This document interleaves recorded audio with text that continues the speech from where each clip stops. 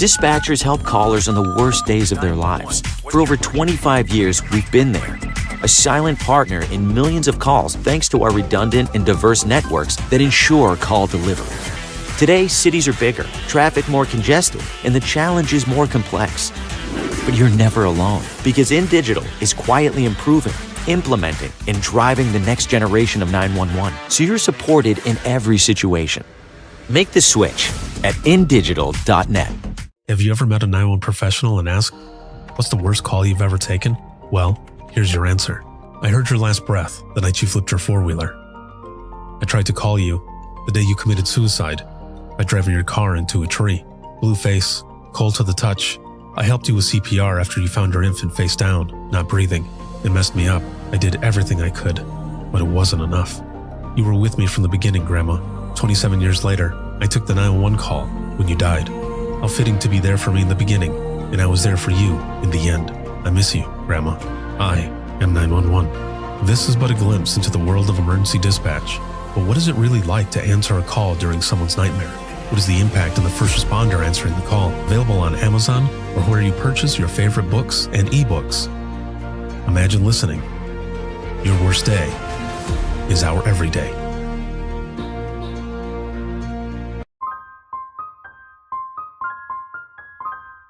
This is Jordan, and you're listening to the Code 7 Podcast Network.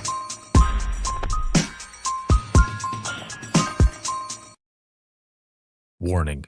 This episode contains the 3 A's of podcasting: adult content, adult language, and awesomeness. You've been warned. I was working night shift alone. So I'm by myself, and it wasn't very busy that night. And I get a call from a panicked mom, and she tells me that her baby isn't breathing. This baby's about 2 to 3 months old. And I just blacked out. I was like, okay, this is the call I'm taking right now. So I start getting the crews en route. I start giving her CPR instructions, and throughout the instructions, she is just crying. They had other kids in the home, and the dad was trying to get them away so that they didn't see what was going on. And she is trying to do CPR, but she's absolutely losing her mind. Luckily, the dad took over and started doing CPR and following my instructions. And so the fire crews, it felt like forever before they got on scene, and they finally got there, obviously in the right amount of time. But being in that moment, it just feels like slow-mo at that point, even though I'm not even on scene, but trying to assist that family.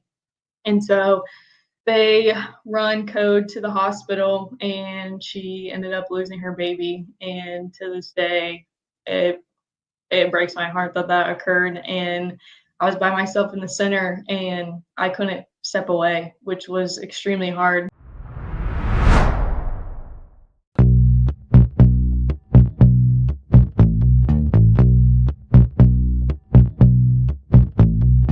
Welcome to Within the Trenches, true stories from the 911 dispatchers who live them.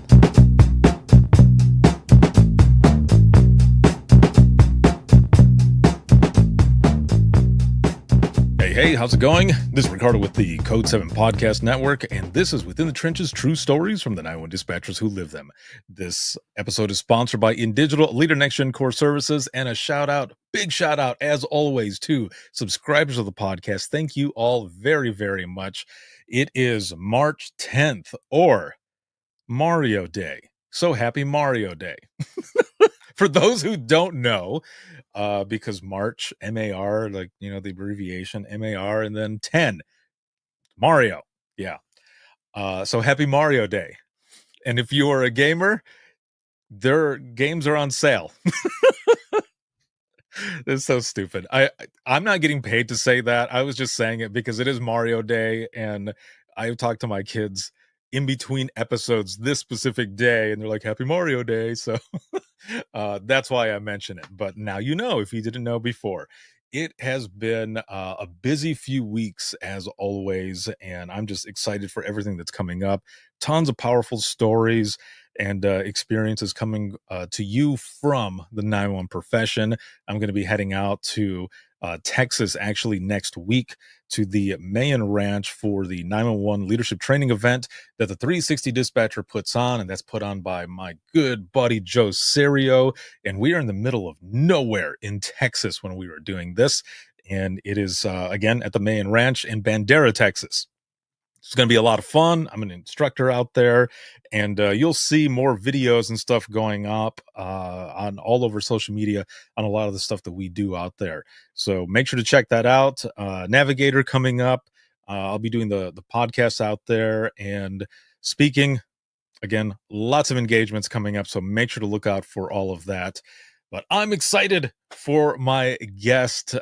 We were talking just a little bit ago and just laughing and stuff already, and I love when I've got my guests and we're coming on and we just talk a little bit before we actually record, and it's just so much fun. So I love what I do. This has been good. So my guest today is Chase, and she's a 911 professional out of the state of Ohio.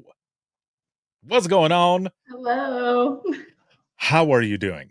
I'm good. Like I said before we got on here, I was just at work, so I was just gonna say that. You read my mind, because I was, whatever your answer was going to be, other than what you just said now, if you hadn't said it right off the bat, I was gonna say, I asked because you just got out of work. Yes, I did. So so we had been talking a little bit and everything already, and like I said before, I'm excited to have you on. And I just want to jump right in, because you've got about 4, maybe a little over 4 years in dispatch and public safety. How did you get in to begin with? Do you come from a family of public safety, or did someone just say, hey, I know a place that's hiring, you would be great? It was actually really random. I have no background in family-wise in public safety whatsoever. In my area, we have a vocational school that you can go to for your junior and senior year. And I originally was an art student. And by the end of my senior year, I realized that I did not want to pursue a career in art whatsoever. And I felt like it didn't have any meaning or purpose to it. So I started looking around, trying to figure out what I wanted to do, and public safety kind of came up. So I started looking into that, and I decided that I wanted to become a police officer. So I left high school, started my degree at one of the local colleges for criminal justice, all in pursuit of the career of being an officer. And while getting my degree, I started working at a jail. We were talking about it a little bit. I was 19, and this jail only has one jailer on. So at 19, I'm working in this jail by myself.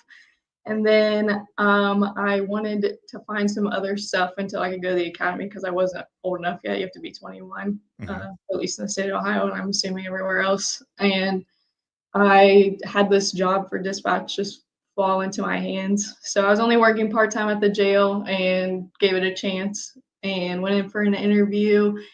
And I was really hesitant. I was like, I don't know if this is for me whatsoever. So I took the chance of it, went in for the interview. They gave me the job, started training, and off the bat, I was like, this is absolutely insane. As long as this is temporary, it's going to give me some experience. Like, right. It'll be fine. So I finished my training, was working there part-time for a good bit, ended up going full-time, and then decided to go to the police academy. And I got 3 months in, about halfway through, realized that I absolutely missed dispatching. I had fallen in love with it like randomly, and I was not expecting that change whatsoever. I'd been going for a goal of becoming a police officer for so long. So I ended up leaving the academy, withdrew from it, went back full time at the center I was working at the time, and have just continued a career in it and hope to until the end of my career. What? I know, it's crazy. The story. Holy moly. Okay, hold on. Let's back up a little bit. Yes, Holy of crap. course. Okay, so 19 going in, you've got this goal that you want to be an officer. Yes. You start out at the jail. Now, okay, let's stick to that for a moment, because you're 19 and you are a jailer where there's only one person working at the time, right? Yes. What the hell? Yes, Like, I know. what I what's tell people the that. And they okay, so just what's even the training like? And then when it gets to the point where they're like, "All right, you're on your own." Like, yeah. So they have 3 shifts over there, the typical 8, so 7 to 3, 3 to 11, 11 to 7, and they had 3 full-timers, and I trained on each shift. I think it was 3 or 4 weeks with everybody. By the end of it, they just let me loose, and the part-timers would work the weekends when the full-time jailers were off. So we would just pick up where they needed us, and so on the weekends, I would just be working the jail by myself, and I mean, most people in this field know the weekends are the craziest, so right. I'm getting on the craziest alone. Welcome to public safety. Yeah, Like, I know. there's just like you do your training and then whoop, like Yep. just thrown to the wolves almost. Yes. But yeah, in the aspect of the weekends, and everyone knows that that's when the crazy shit happens. So I can just imagine the amount of intoxicated folks that you had coming in that you had to deal with, and however it works to have to do that. And what again, what? Because most I know. 19-year-olds, I'm no, well, most 19-year-olds, like there are some folks, like myself included, who started in public safety early on at 19, but the majority are out, living it up, partying it up. Maybe one of the people that you ended up having to deal Yes, with. exactly. So you've got that you're doing.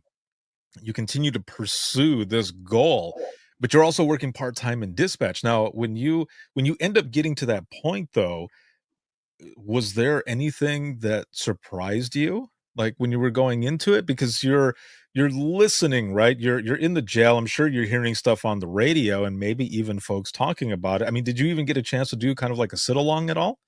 Yes, I did do a sit along, and also with the jail, the dispatch center for that agency was attached to it. So I kind of got Oh, to know some of those dispatchers. yeah. Like, well, they had an opening there, and they're like, "Oh, you can work dispatch here," and I was like, I don't know, like I don't know if that's what I want to do. But, like I could see all their screens, and I'm like, this is insane. Like me working in the jail by myself is insane, but what you're doing is insane.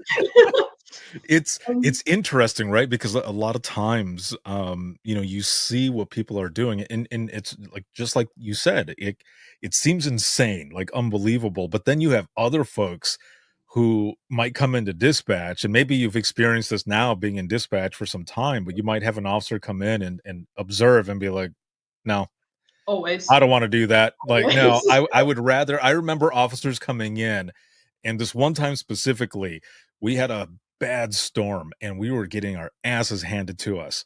And they came, there was a couple of officers, one deputy and one city officer that were the closest to the dispatch center. And they came in for about an hour. All they were doing were fielding the calls for trees and wires down, calling the road commission and electric and such.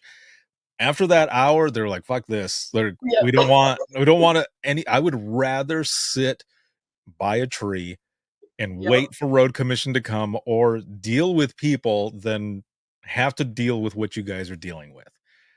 Yes, exactly. They would rather deal with the people in person, and I'm like, "I'll take the phone call now." Like, I was in the jail dealing with those people. I don't face to face is not for me anymore.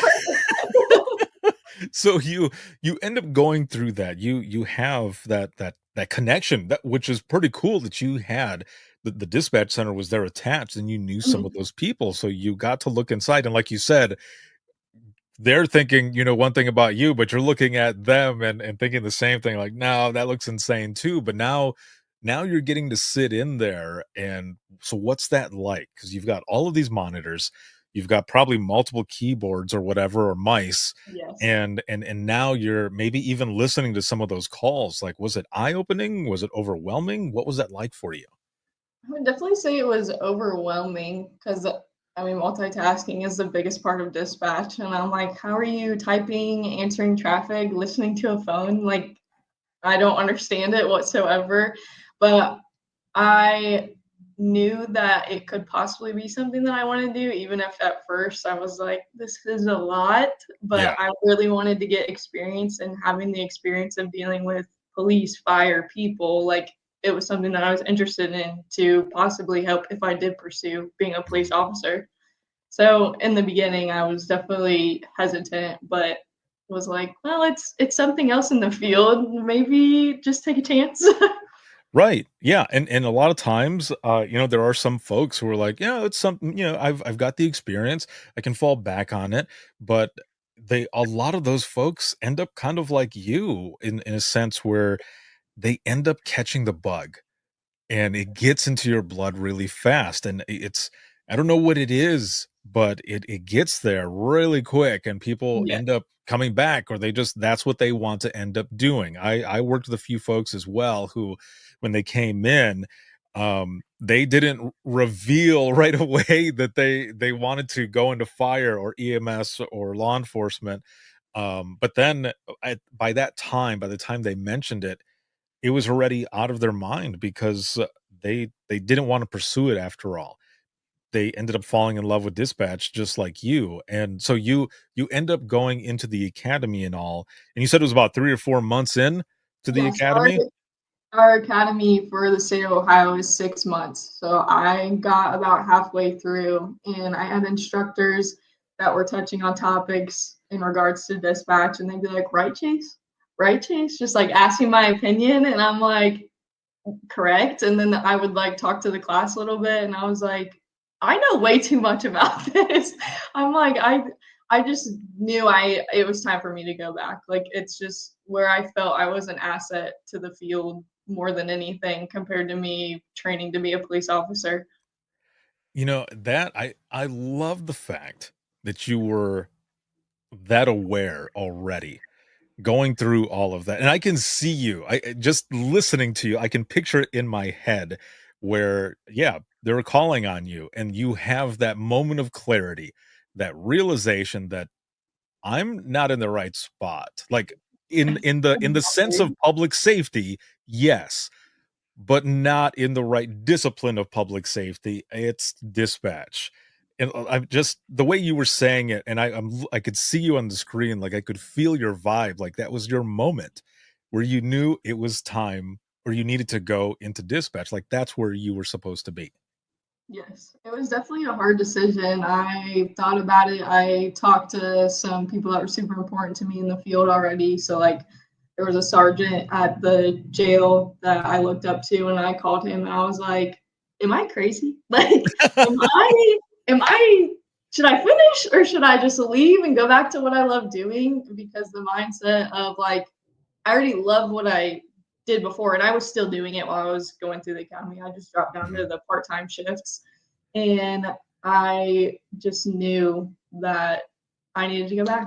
And he talked to me, and he was like, I mean, it's your gut feeling. And he's like, you're an amazing dispatcher, and if that's where you want to be, no one's going to look down on you for leaving the academy whatsoever. See, and that's awesome as well to have that support system. Not a lot of people have that. I mean, they could have easily were throwing digs at you and be like, you don't want, why do you want to do that? You should be here with us. You should be doing this or that. And that's not a dig at those people. I'm just making Yeah. this is just an example. Yeah. I'm just making a scenario up here that those folks could have been that way, but no, they were supportive. And also that makes you an even stronger asset because you're seeing it from both sides. And even from the beginning in the jail, like you are able to, you've got this knowledge now, even at an early age, and everything that you've done for other folks who come in who might have a scenario where they're talking to someone in the jail or they're trying to figure out the mindset of what's going on at the academy or with officers. And you have a lot of that already. So that makes you an even more well-rounded 911 professional because you have that. So that is awesome. Now, when you end up like in the beginning, when you're going through and you're doing your training and everything in dispatch, what was that like in the beginning? Do you remember some of those earlier calls that you had when you were starting out in dispatch? I honestly, even after only 4 years, it all blurs together, to be That's honest. true. Yeah. I remember a few of them that stood out. I remember one of the first calls I answered, and it was a guy in city limits. You can't shoot off firearms in city limits. Mhm. And he was telling me that his dog was super sick and he didn't want to pay the vet bill to take it to the hospital and wanted to shoot it. And me and my trainer, I just looked back at her. I was like, I don't know what to say to this, like whatsoever. So she ended up switching on and kind of like took over. And I was just like, this is what I'm getting into. Just this is it. I guess we're going head first, like to the wolves it is. Like I was stunned at first. And I mean, there were a few hard calls in the beginning, but I felt like I took them well, which Mhm. helped me want to continue the job. I didn't like have the fear of it weighing on me, which was super important to me at least. I know that some people it just weighs on them, and from the beginning it just didn't bother me, and I was like, well, this is every day now. Right. Yeah. And so with that call, yeah, there's a lot of things that we hear, especially in training where you're thinking, is this real life? Like Yes, this is what exactly. this I is was what like, we're getting you just into. Like, asked me that. right. Yeah. No, this so it especially calls like that because you could have hard call after hard call, and then you get a call like that, which is also tough, but also in your head, you're like, what? Like Yeah. you're calling for permission? Because a lot of times people don't call for permission for something like that. They might just go ahead and do it. But Yeah. again, like you did mention though, you can't shoot off firearms within the city limits. So Yeah. that's, one of those things as well. And this isn't the same, but just in the sense of like rules. I remember taking a call where this guy, and I'm sure it's the same in Ohio too, like we have a roadkill list. So if someone hits a deer, we would go down the list and issue a roadkill permit for them to take it, and do what they got to do.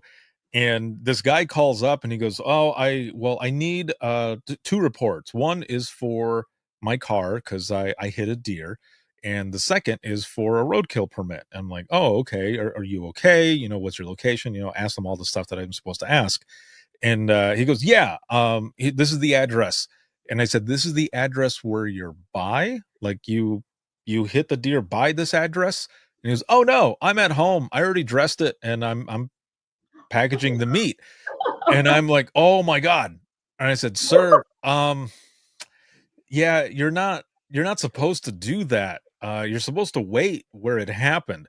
And he's like, "Well, it wasn't too far from me." And I said, "Well, the DNR is going to go out there as well." And you just hear like a Like, oh no.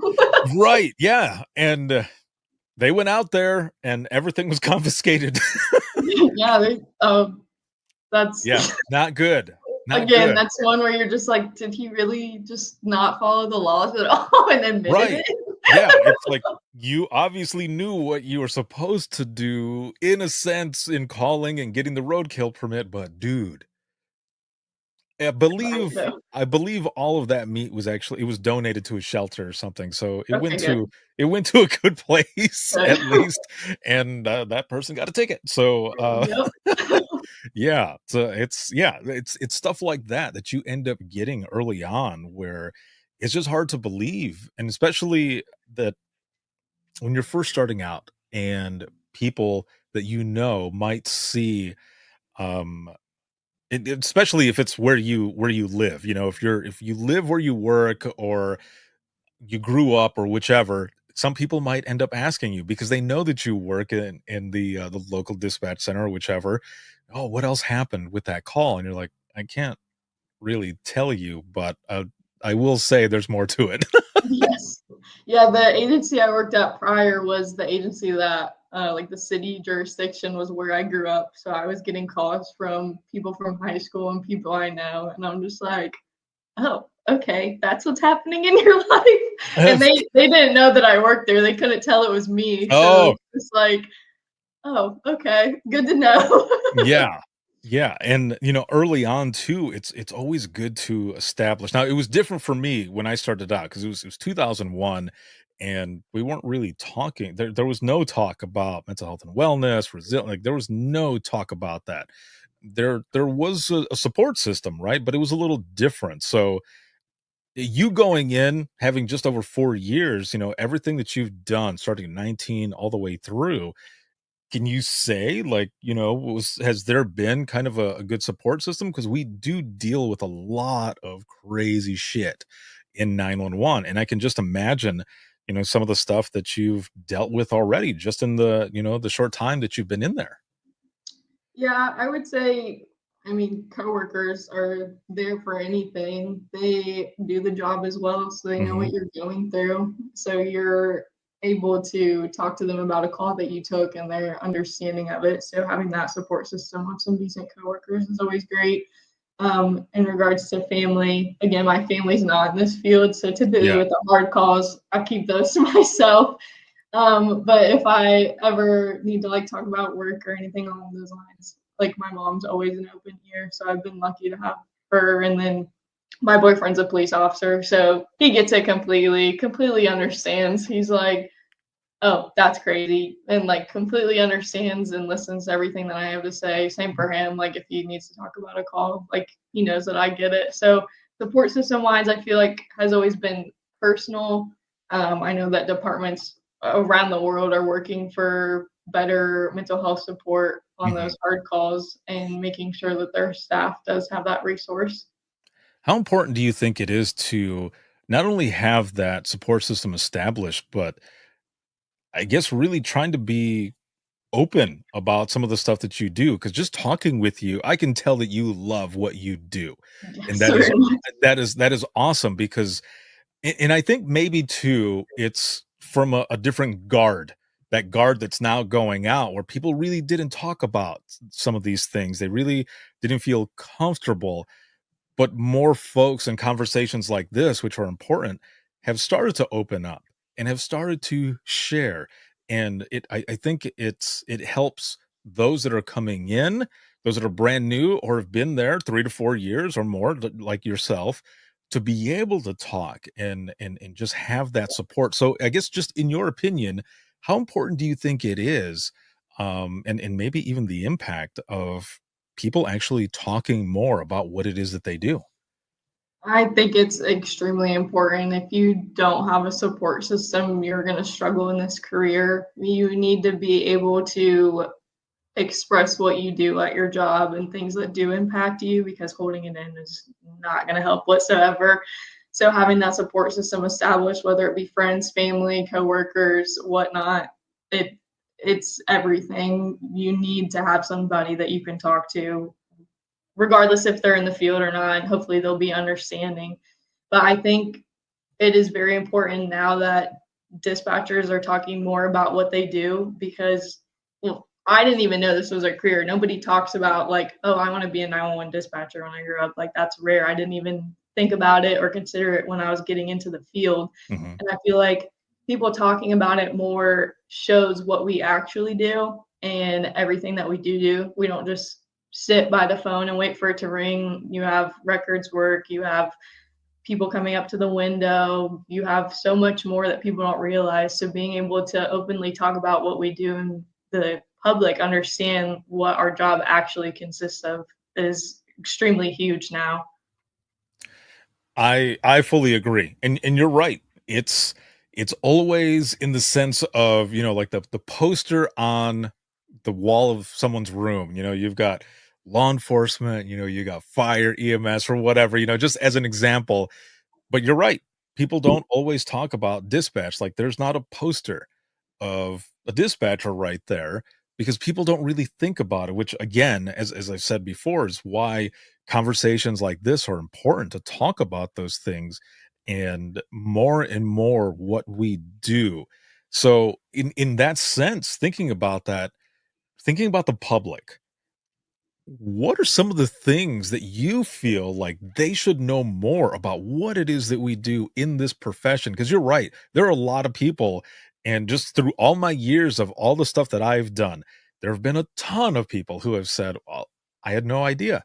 I thought you guys just answered the phone and send out help. I didn't realize how much more there was to what you do. There's a long list. I can't even. It could go for pages on what we Let me do. get the whiteboard out. I know. I need a whiteboard. Um, at least for the agencies I work for, I've worked for smaller agencies, and I Mhm. know like a lot of the county agencies, you have your call taker, you have your like police dispatcher, your fire dispatcher. But for some of the smaller agencies, you have one person doing it all. So at my last agency, we used to only have one on, and we dispatched for a total of 10 agencies, 5 fire departments, 5 police departments. So you are answering the phones while answering the radio. You're trying to run a CCH. You're trying to assist the officer that's standing there. There might be someone at the window. There is so much that we have to do as a whole that people don't know about. They don't know what goes on within the center. Like you said, they think we just wait for the phone to ring and we send them help, but we are there for everybody on their worst day. That's why they're calling 911. Mhm. And they don't realize that how many people we listen to and what goes on their worst day. Like they're not the only person that we've talked to that day, regardless what they called in for, even if it's just for a copy of a report. They don't know that we are calling the coroner's office or care flight. They don't know everybody that we have to have in contact with to help anybody that needs a resource when they call 911 or even the non-emergency line. It's there. As you're saying this, I'm like, yep, preach Yeah, it, I preach know. it, because there is so much. I've described coming into, so when I first started dispatching back in 2001, it was in Central Florida, and it was a one-seater, 8 hours, and it was just a small PD, and I was there for about 4 years, and then I end up coming back to Southwest Michigan, where the state I grew up, born and raised, and I was working at the central dispatch for the county in the county that I grew up in. And now there's three of us. Now there's a team, and three minimum, four over the weekend. And the call volume is completely different. And there's so many different calls that are coming in for one. But I remember when I walked in that first day, I see the two main call takers. I'm walking by them, and they are doing something that you would think an octopus is doing.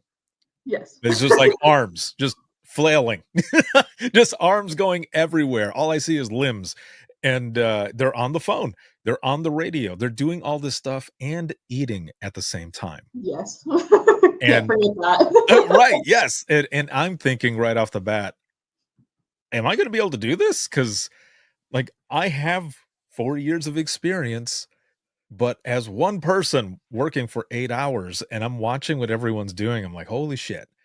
Like this is what I'm getting into, but I loved it so much as well. But yeah, there's a ton that is Yes, going on. definitely. There's something about the chaos. Like I wish some shifts were nonstop. Like I just, like you said, you can tell that I love what I do, and I will admit that to the fullest. I absolutely love what I do, and when it gets absolutely crazy and we have calls coming in nonstop, radio traffic nonstop, there's just something about it. I don't know what it is, but the chaos is amazing. Yeah, yeah, and I remember, like, I used to tell callers because I would say to them, "I've gotta put you on hold for just one moment," and a couple times, like, people, well, more than a couple times, I did it for a long time, but people would yell at me, and they would say, I'm calling you on 911. Why would you put me on hold?" And I would tell them, "Well, with all due respect, your emergency is not the only emergency that's going on right now. There are more that are coming in." And a lot of times they would go, "Oh, okay." Yeah. But there would be some times where people would get upset, and I would say, "I'll be right back. I will be right back. Do not worry. I'll be right back with you." But, and I would have to tell the officers too, like, if I'm telling you to go and stand by on another channel to run something for you, that means it's going to hell in here. I'm not just telling Yes. you to go and stand by for nothing. Like, that's not what's going on. And I've also told people as well on the phone, if I'm putting you on hold for something, other than, having to tone out for EMS or fire or something like that, but if I'm putting you on hold and we're on 911, it's because it's going crazy in here. Like, there's so much more stuff, and that, for myself, is something I would want people to know too. Now, for you, like, any folks that are coming in, or early on, I guess, you know what, this is a good question here because you've got just about 4, years or so, and still fairly new in the profession. What are some of the things that you kind of struggled with, and how did you work through those? Confidence. I feel like that's for every dispatcher when they first start out, and especially with the agency that I work for, Mhm. I got released off training and instantly was by myself for some of the hours that I worked. Most of the time, I had two people, but usually on the morning shifts that I picked up, we didn't have anybody, and I was by myself. And I would go in, I'd set up before the other dispatcher would leave, and I would just sit there because I was like, if I look at my phone, I'm gonna forget to do something. If I focus on something else, I'm gonna miss something. Like it Mhm. was absolute chaos. And I wish that you could have confidence right off the bat, but it is such a learning process. And I feel like most people would say about 2 to 3 years is when you finally like get it to click. And I remember the shift that I was working. I walked in and I was like, I'm not worried today. I'm great at this. Like I know what I'm doing. Like there's no reason for my blood pressure to be this high. Like I'm fine. Like it'll be Yeah. okay. And so I just like confidence is like one of the biggest things that you stress about in the beginning because you're like, am I sending the right people? Am I asking the right questions? Like there's at the time there was no one there to help me. Like I had my little notebook and myself in hopes that I didn't mess up. So I feel like the biggest thing is again confidence and just I was so stressed about that in the beginning. And then of course at the time I was the youngest dispatcher at the center. And so looking up to the senior dispatchers and being able to understand that they've been doing this for so long and that it comes easy to them at that point when you've been working there almost 20 years. It definitely was a different dynamic for them for me to come in at 19 and then be like, oh, we have a kid in here basically. like, like, what is she doing here? So Right. that was definitely a challenge where I kind of felt on the outside for a bit, but once I had been there a little bit, they absolutely helped me every chance they could get if I had any questions. So I was super grateful for that. That is awesome. How did you, and you're right, because in my, like, a lot of people have said it, and I am a firm believer of it as well. It's like 2 to 3 years is that sweet spot where you are dialed in. And Yes. and you're right, because all the other times you're like, am I gonna I wanna say the right thing. I wanna do the right thing because we're working in 911, man. Like we're dealing with lives. People are calling in, like this shit is important. And you want to, I think sometimes to our own detriment, you want to be perfect. But we Yes. also have to remember to one, give ourselves grace, and two, remember that we are fucking human. Yes. That is definitely a lesson that I've learned. I had to give myself grace and I am a perfectionist at heart, OCD completely. Like I wanted to be perfect at everything. And so even if I made a mistake that genuinely didn't matter, but it was something that I missed, I was so hard on myself in the beginning. So it has taken a while, like that sweet spot again, like 2 to 3 years, I finally understand like you're human too. Like we're other humans helping humans in this field on their worst Right. day. So you need to give yourself just like at least a little bit of grace to get yourself through the day. So that Right. has definitely been a lesson that I've learned. Yeah, that and allowing yourself to feel, that part of it, and reflection. Like these Yes. are things that I wish I could go back in time to tell myself in the beginning. Like, you need to really think about this stuff because you're going to go through some hard shit. I'm Yes. not going to tell you what hard shit you're going to go through, but you just need to start preparing for some of that stuff.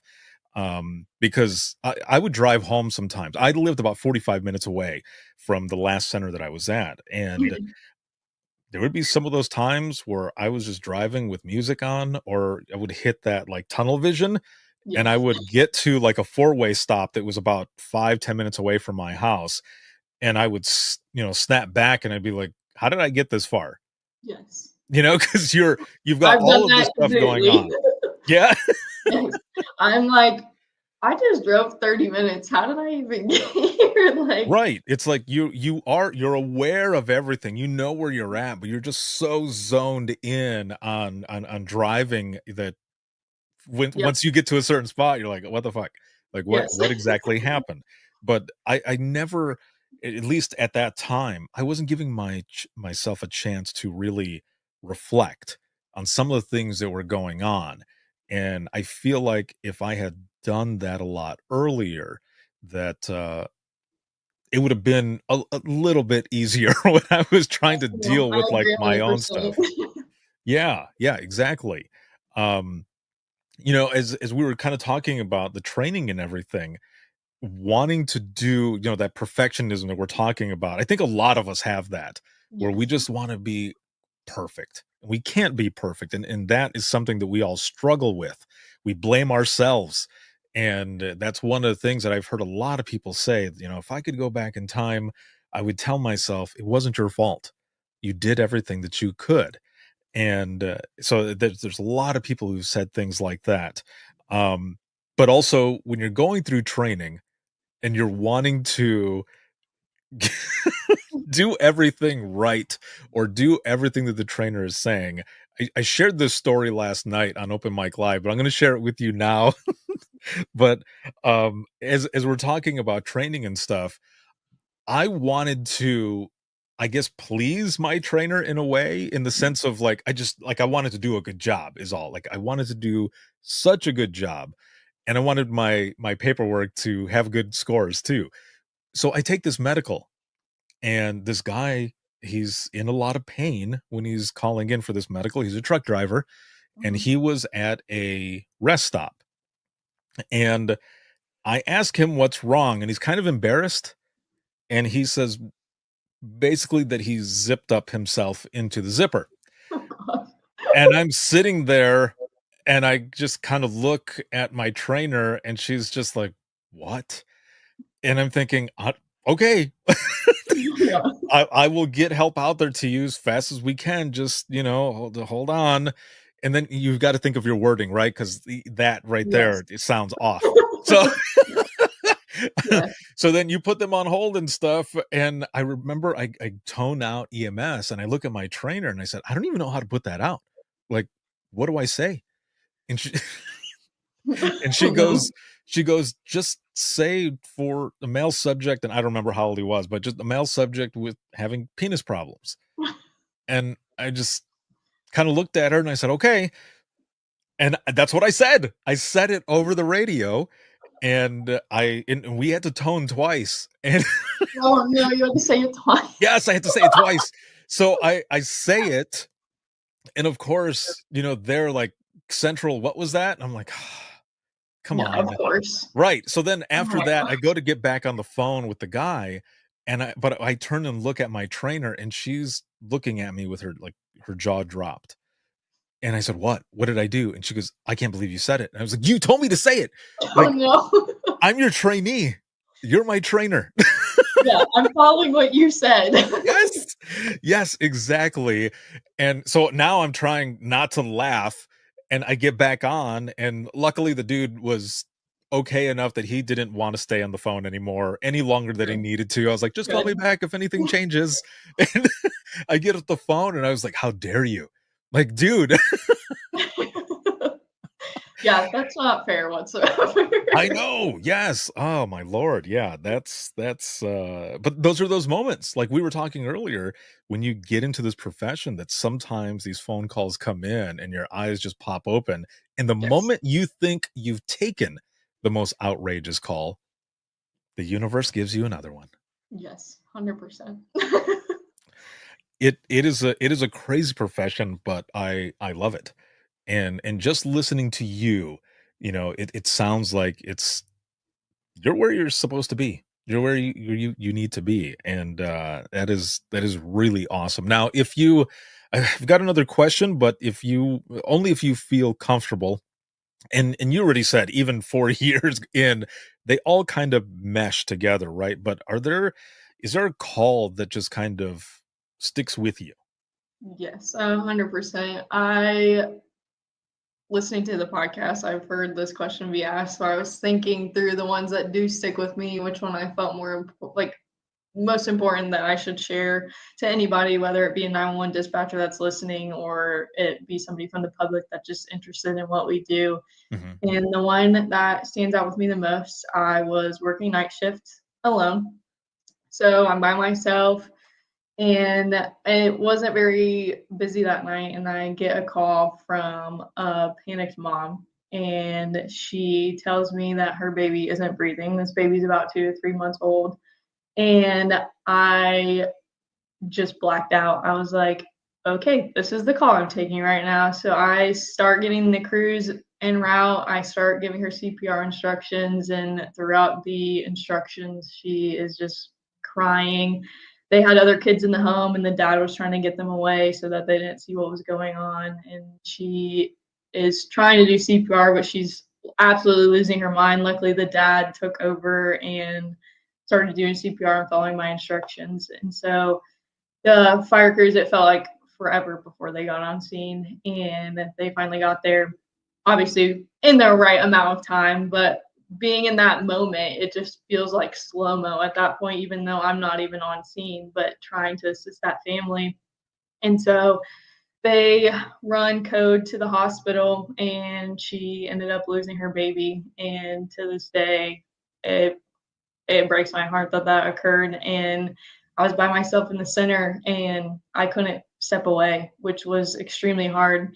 And my next call came in probably like 5 seconds later after I hung up with her, and it was some old guy that fell and needed a lift assist. And I'm just like, this has to be the phone call that comes in. Like, even though I can't step away, at least take a breather. And I couldn't even take a breather before that call came in. Right. But that family ended up honoring their baby and trying to do like a charity run for other children that may need help. So they turned it into something good. But to this day, that is one of the hardest calls that I've ever taken.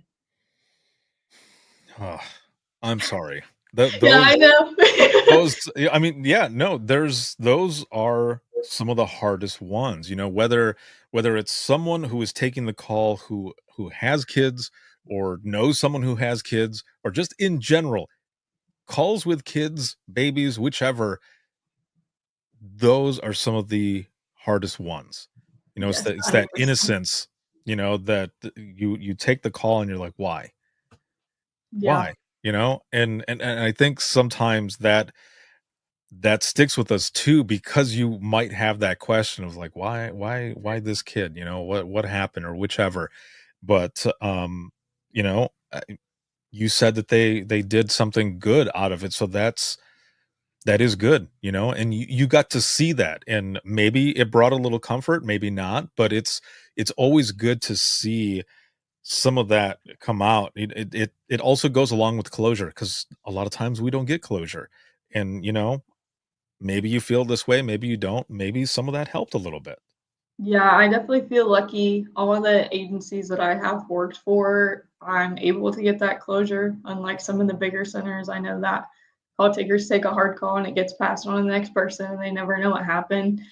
But I feel extremely lucky that no matter what call I take, I'm able to figure out what the end result was, whether it be talk to the fire department or be able to talk to an officer or even just read the call comments on what they update with. So I feel very fortunate, because I know for a lot of other dispatchers that don't have that, it could weigh on them to never know what happened.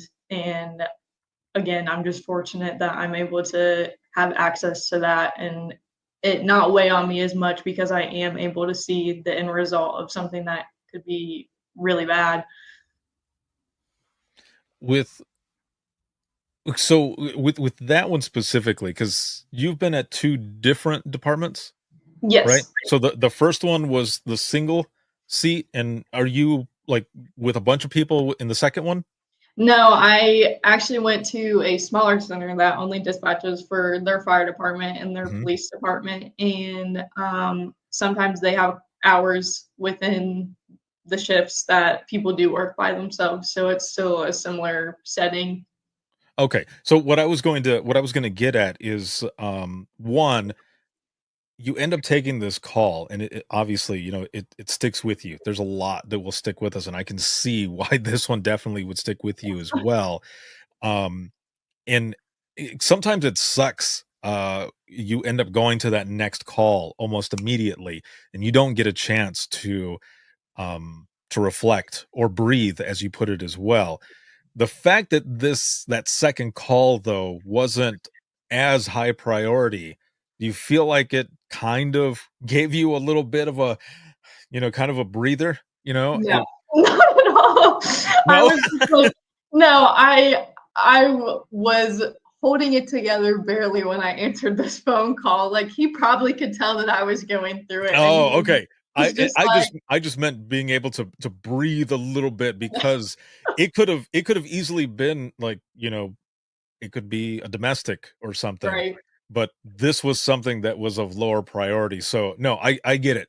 You end up going to the next one, and yeah, it's not as high priority, so yeah, it's not weighing on your mind as much. But yeah, going to the next one and trying to hold your shit together, yes. that's not fun either. Um, but so how do you decompress from that? That's what I was going to get at for the next one, whether you are just by yourself or you're with a team. How do you decompress just in general, not just from that call, but I guess I was just kind of thinking about that call or any type of call that could be a harder one.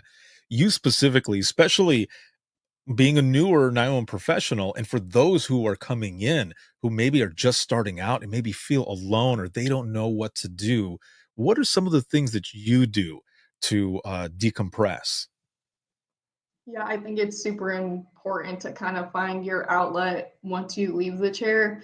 Obviously, with any call, it's nice to have a partner so that you can walk away and take a breather and kind of just take a moment to yourself. Hmm. But definitely outside of the center, finding things that can keep you busy. I know a lot of people in this field exercise to keep up with health and wellness.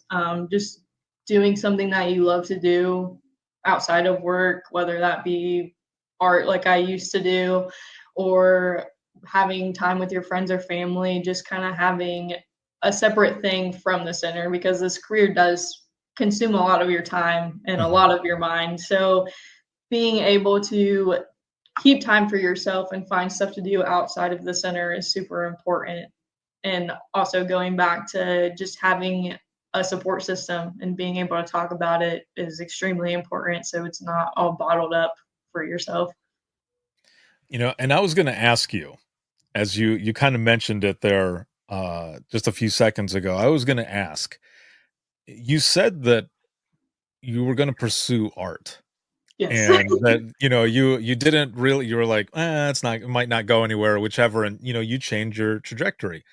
But now, with everything that you do and having your own methods to decompress, have you found yourself going back to it a little bit, whether it maybe is just sketching while you're at work, or coloring even, or just drawing, or anything like that having to do with art? Because there is a therapeutic piece in that process. And what I mean by that as well is, when I was in dispatch, I went back to college. I couldn't go to traditional school because, as you know, we work a lot. So I, 100%. yeah, I had to do it all online. So, one of the programs that I was doing, I got a bachelor's in graphic design. So I was doing a lot of graphics. I was doing a lot of artwork. And even now, being out of dispatch 11 years later and still in public safety for over 20 years with everything that I do, you can't see it behind me right now because I have the screen up, but I have a print press back there. In the process of screen printing and putting my designs on shirts and everything else, that process is therapeutic. And so I was wondering if now, these 4 years or just over 4 years, because you were into art and everything else, do you ever go back to it as kind of a therapeutic type piece to decompress at all? Honestly, I don't. It is something that I completely gave up. Mhm. I do like some art for my house. So like if I see something that I like in the stores or something, I'm like, oh, I can paint that. So in regards to that, like I will make things for myself, and when I do, it is therapeutic. But in regards to something to do outside of work to kind of take my mind off the job. It's Mhm. not typically something that I turn to at all. Interesting. I know. I figured like you might be just like doodling even. Yeah, I don't know. I again went to the vocational school. I spent 2 years, which it was graphic commercial arts, so I did learn a lot Yeah. of graphic design as well. There were like some side projects I did at one point. It was really random, but I decided to open a dog treat business. So to give me something to do outside of work. Hey, that's And kind of so cool. I dig that. random, I know. But I had taken my skills in graphic arts and I created my business basically. So I had like labels, my logo, everything along those lines, like anything I needed to produce for that. So it's definitely a skill that I've kept and people know that I do have that skill. So I've had people reach out to me and be like, hey, like I know you used to do art, but they know that like it's not something that I turn to or usually keep time for. I mean, that's pretty cool either way. It's something to have in your back pocket, really. Yes, it Because is an you might find yourself in the next couple days just like sketching or doodling and being like, well shit. I yes. was talking to that one dude the other day and here I am. You never know. I There's know. there's so much that goes into certain things, but especially with this profession that seem to mesh together that you're like, I didn't even realize. Like, for example, how do you feel that this profession has kind of changed you? That is a big question. I feel like again, going back to confidence, I am very confident when I do. Like I said, I fell in love with this career, and that's definitely an asset that you need to have in yourself is that confidence. But even outside of the job, I feel like I got into this field and I had just kind of changed my career path from art to law enforcement and didn't really completely know myself because that was a huge change. I had again been like pursuing career in art and then was randomly like, oh, let's go into law enforcement and then pursuing that. And so once I finally found my place in dispatch, I felt like I started to actually like find myself and who I was and what my purpose was because it definitely brings you a purpose on being that first phone call for somebody when they call 911. But even then I feel like there are some fallbacks to working in the field. You become very numb to things, like big things that people experience in this field don't affect you anymore. And so that's something really hard that I feel like some dispatchers, maybe most, deal with is that they get into this field, they deal with all these hard times of other people, and then they kind of have like a hard outer shell in regards to big life changing events. And so that's definitely something that I'm trying to main focus on and improve because I know that it has affected me in that way. So I know with the career, there's definitely some improvements like confidence, or there can be fallbacks and being like having feelings towards important things or big things that affect other people's lives around you. Yeah, I agree with both of those parts, the confidence, but I've had a lot of people who I've spoken to who have said, I guess I'm just cold, or I've got a cold heart or cold Yes. soul, and I'm like, well, yeah, we all go through that, but I think that's also us kind of trying to protect ourselves in a way because we need to, especially at work we have to help those others. So we kind of close that piece off. It's when we leave dispatch and go home where we have to find that balance. Yes. And sometimes it doesn't happen right away. Sometimes you have to learn some even maybe hard lessons in a sense before you figure that stuff out. Like for me, for a long time. Like I buried my calls in the beginning. I was one of those folks that buried my calls. I didn't talk about it. I felt like, it doesn't come home. No, that's bullshit. It comes home. You don't see it. You It don't comes out. notice it. Yeah, you don't notice it right away until you start talking to other people and they're like, you've changed a little bit. And like, okay, how? Yeah. And, then they start telling you and you're like, "Oh, fuck. Okay." Like, Whoops. Didn't mean to let it affect me. yeah, right. Yeah.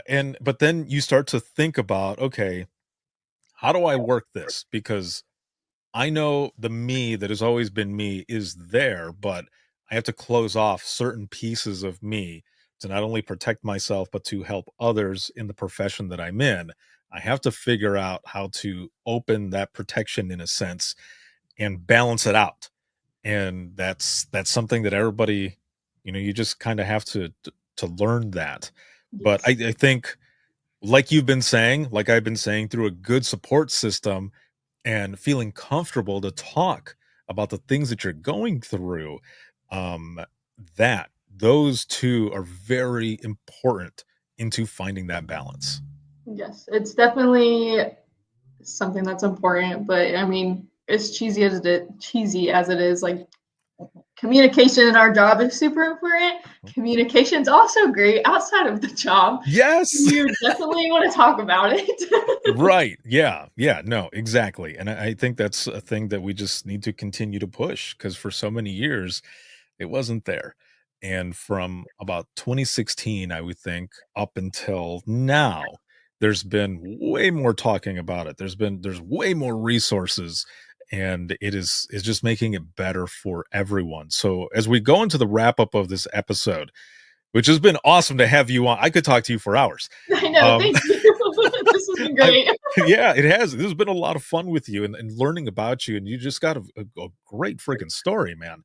And I love your energy and love for this profession. Is refreshing. So I've got two questions for you Okay. as we go into the wrap up of this.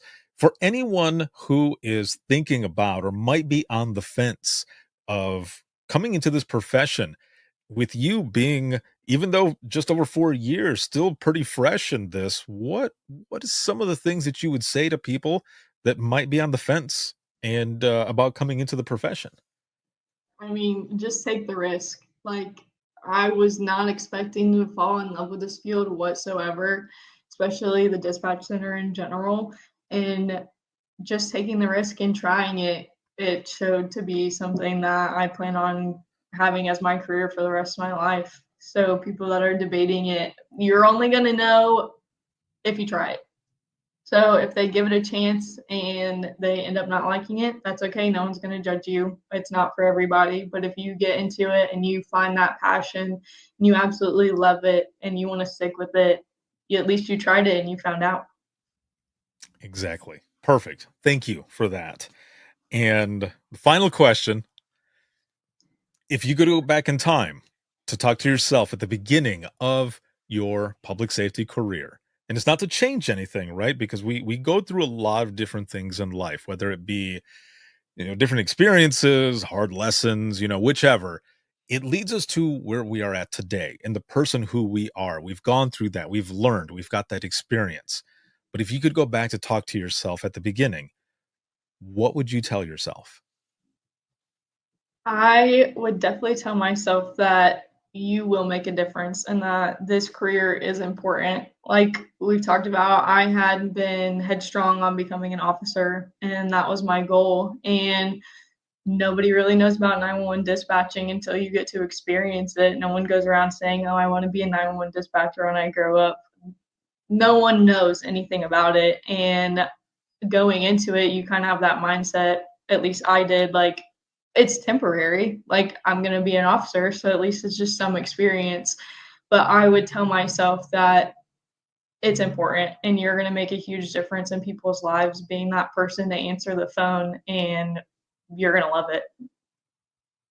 Awesome. Awesome. Thank you so very much for coming on, for sharing your story, and also for what you do. Thank you so much. Thank you. I will be right back here with you in just one moment. And for those who are watching and listening, if you have any comments, questions, or you ever want to be a guest on the show, you can email us, and that is going to be wttpodcast@gmail.com. Once again, that is wttpodcast@gmail.com. But the easiest way to do all of this is to simply go to links.co/WTT podcast, and that's links with 2 i's.co/WTT podcast, and you'll find everything there. You'll find email, social media, where to follow, where to hear the latest episode, and also you will have a link there, whether you are new to dispatch, seasoned, or retired. Hit the link. Schedule an episode with me. I've been doing this for over a decade. This is my passion. I love sharing powerful dispatch stories.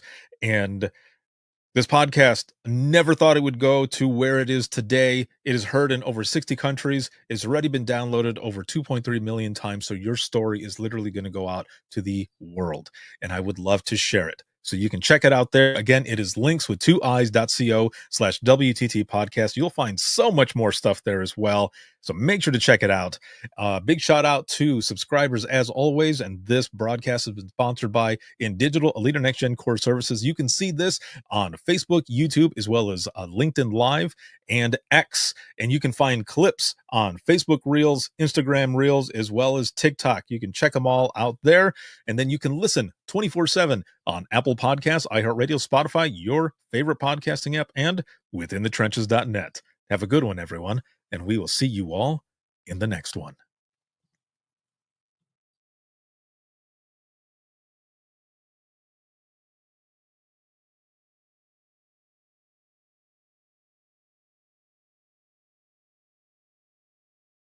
Imagine listening to someone's worst day every single day. Imagine listening as someone experiences life through their worst nightmare to the miracle of birth or a life saved. I'm Ricardo Martinez, a former 911 dispatcher, and for years, I've been recording the voices of a hidden world, ours. I've provided a space for 911 dispatchers to share their powerful stories. It started as a peer support session and continues. Dispatchers sitting together, sharing out loud, or writing down what they couldn't say. Some stories will grip you. Stories of heartbreak, resilience, and calls that haunt us long after the line goes quiet. But imagine listening is more than heavy emotion. It's about healing. It's about laughing through the chaos, lifting each other up, and reminding the world that dispatchers are human too. The lighthearted will balance the heavy. Experience the power of storytelling, a podcast for the thin gold line and those who want to understand it. This is Imagine Listening. Your worst day is our everyday. Subscribe now wherever you listen to your favorite podcasts.